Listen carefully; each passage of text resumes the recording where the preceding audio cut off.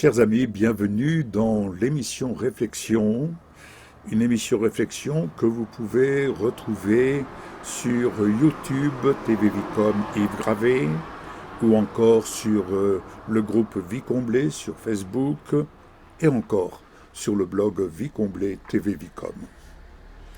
Je voudrais vous aider, le cas échéant, à vous examiner vous-même, à faire un travail sur vous-même, car très souvent, nous recherchons les causes extérieures et nous recherchons à chasser des démons, à chasser tant de ténèbres. Mais voyez-vous, ça commence par soi-même. Ça commence dans notre cœur. Car en effet, c'est là que nous rencontrons très souvent les causes des problèmes auxquels nous sommes confrontés. C'est que nous avons fait des choix, nous avons pris des décisions, nous avons cru bien faire. Alors, il suffit de s'examiner dans notre cœur. Est-ce que nous avons bien fait les choses selon le conseil de Dieu? Alors, pour ce faire, je vais m'efforcer de vous apporter quelques éléments de la parole qui pourraient vous aider à vous examiner et à corriger tout simplement ce qui doit être corrigé. Laissez le Seigneur opérer en vous ce qu'il désire opérer. Venez avec moi dans l'évangile de Luc au chapitre 11, à partir du verset, allez, lisons du verset 33 à 36. Jésus nous dit, c'est Jésus qui parle, ce n'est pas Yves Gravé qui parle.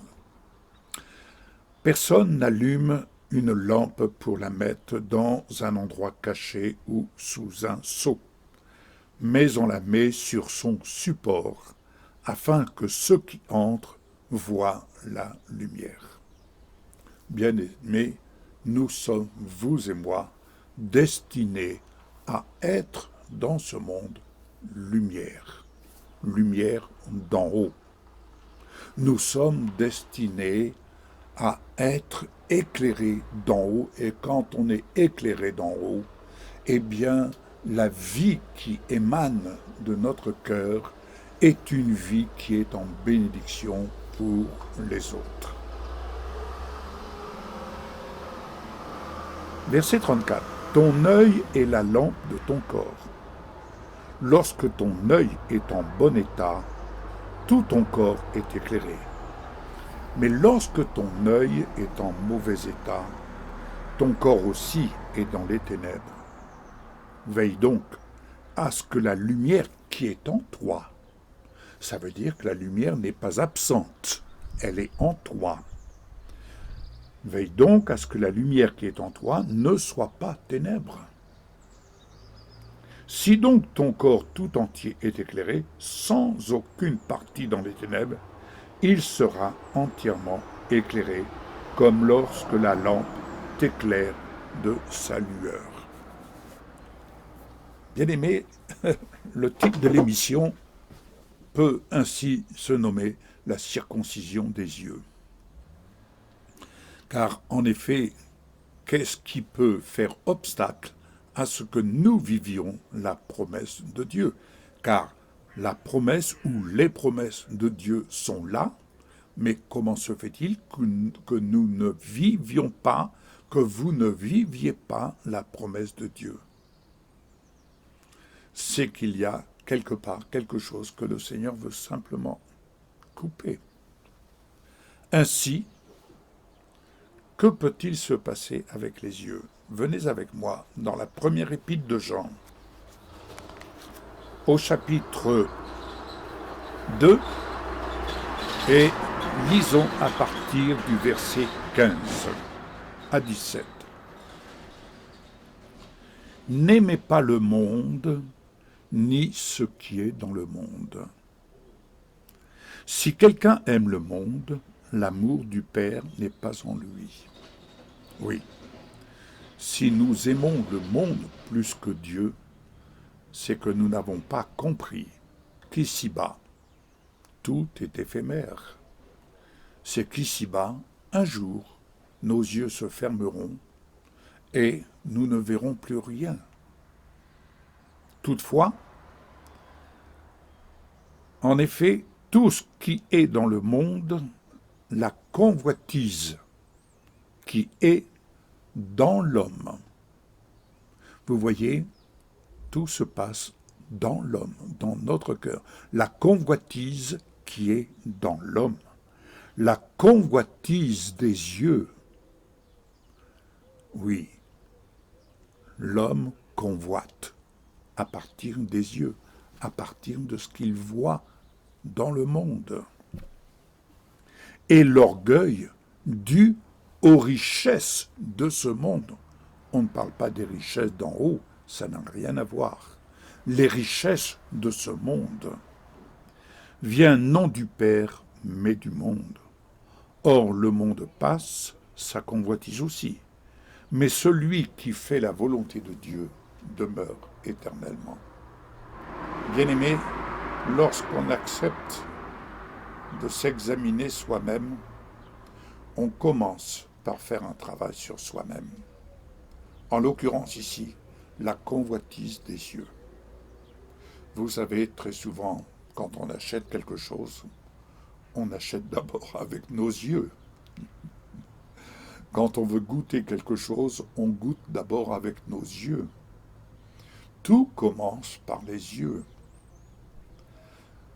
Et c'est pourquoi la convoitise qui est dans l'homme, c'est pas quelque chose qui est à l'extérieur, c'est quelque chose qui est dans l'homme, dans la nature de l'homme, séparé de l'amour de Dieu.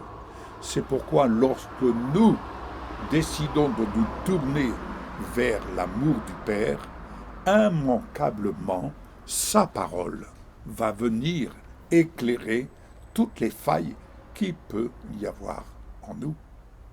C'est pourquoi le Saint-Esprit vient nous instruire, nous conseiller, pour nous amener à faire un travail sur nous-mêmes, à accepter tout du moins qu'il vienne œuvrer en nous, et lorsque nous acceptons de nous soumettre à sa volonté, nous acceptons tout simplement de lâcher prise là où nous devons lâcher prise. Pourquoi ? Lâcher prise pour gagner davantage ce qui est en haut. Venez avec moi dans le psaume 106. Et je vais conclure cette première partie, car c'est une première partie. Je reviendrai dans une prochaine émission, je reviendrai sur ce sujet. Psaume 106 à partir du verset 6. Je lis la parole. Puisse la parole vraiment venir éclairer votre cœur. Nous avons péché comme nos ancêtres. Nous avons fait le mal. Nous sommes coupables. Nos ancêtres en Égypte n'ont pas compris tes miracles. Ils ne se sont pas rappelé le grand nombre de tes bontés. Ils se sont révoltés près de la mer des roseaux, mais il les a sauvés à cause de son nom, pour faire connaître sa puissance. Il a menacé la mer des roseaux, et elle s'est desséchée, et il les a fait marcher à travers les abîmes comme dans un désert. Il les a sauvés de celui qui les détestait. Il les a rachetés du pouvoir de l'ennemi. L'eau a recouvert leurs adversaires. Pas un seul n'a survécu. Alors ils ont cru à ses paroles. Ils ont chanté ses louanges. Mais bien vite, ils ont oublié ce qu'il avait fait. Ils n'ont pas attendu la réalisation de ses plans. Ils ont été saisis de convoitise dans le désert. Ils ont provoqué Dieu dans les lieux arides. Dans les lieux arides. Il leur a accordé ce qu'ils demandaient. Puis il a envoyé le dépérissement dans leur corps. Vous savez, Dieu peut vous accorder ce que vous convoitez. Oui, car ici il dit, il leur a accordé ce qu'ils demandaient. Vous voulez ça? Dieu vous le donne. Mais attention, mais il a envoyé le dépérissement dans leur corps. Dans le camp, ils se sont montrés jaloux de Moïse et d'Aaron, le saint de l'Éternel. Vous pouvez vous montrer jaloux des serviteurs, des servantes, des enfants de Dieu, de ceux-là qui sont bénis. La terre s'est ouverte, elle a englouti Dathan et s'est refermé sur la troupe d'Abiram. Le feu a embrasé leur troupe, la flamme a dévoré les méchants. Ils ont fabriqué un veau à Horeb. Ils se sont prosternés devant une image en métal fondu. Ils ont échangé leur gloire contre la représentation d'un bœuf qui mange l'herbe. Ils ont oublié Dieu, leur sauveur, qui avait fait de grandes choses en Égypte, des miracles dans le pays de Cham, des prodiges à la mer des roseaux.